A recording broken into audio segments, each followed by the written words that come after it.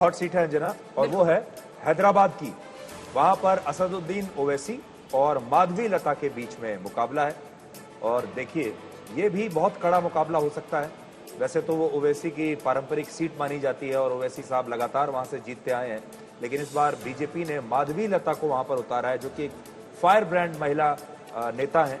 और ऐसा कहा जा रहा है कि माधवी लता पहली ही बार में ओवैसी साहब को अच्छी टक्कर इस समय दे रही है। बाकी प्रदीप जी ज्यादा बता सकते हैं। बिल्कुल वो बताएंगे। और हैदराबाद जब मैं गई तो बहुत इंटरेस्टिंग था, मैंने दोनों का इंटरव्यू किया। तो माधवी लता जब श्लोक पढ़ती हैं और अपने रूप में आती हैं तो वो एकदम अद्भुत लगती हैं, मतलब अलग अंदाज उनका आता है। तो मैंने उनसे पूछा कि ये बताइए कि आपको पार्टी ने खोजा कैसे, आपको ये टिकट मिला कैसे, क्योंकि वहां पर वो एक सोशल एक्टिविस्ट इस तरह का काम करती हैं। तो कहती है मुझे ड्रोन से खोजा जी। ड्रोन से आपको खोजा?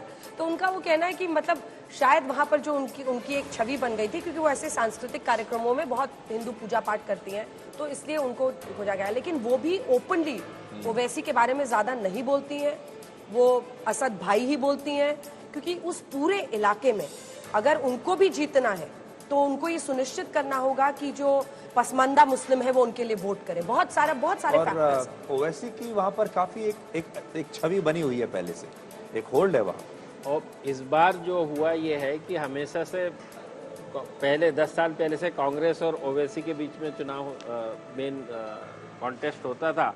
उसके बाद बीआरएस आ गई, उसके बाद अब बीजेपी आ गई। तो अब देखने वाली बात ये होगी क्या मुस्लिम वोट का बंटवारा कांग्रेस, बीआरएस और ओवैसी के बीच में उस संख्या में होता है या नहीं होता है। केवल इस बात का देखने का विषय है।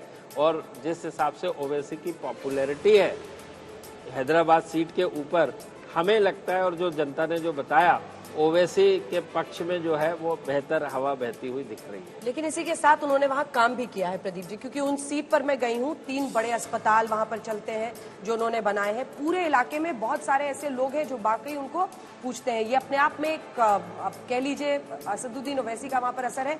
वहाँ एक गोल खाना है, एक चौक है जहाँ पर वो शाम में पहुंचते हैं बाइक से, और उसके बाद वहाँ पर लोगों का हुजूम शाम में बैठा रहता है, और उसके बाद वो सिर हिला हिला के उनको भाषण देते हैं और एक अलग अंदाज में बोलते हैं। तो एक वक्ता के तौर पर भी उनकी जो पॉपुलैरिटी है उससे मुकाबला करना होगा माधवी लता को। मैंने उनसे कहा माधवी लता को कि 4 जून को आप कह रही हैं आप जीतेंगी तो इंटरव्यू देंगी?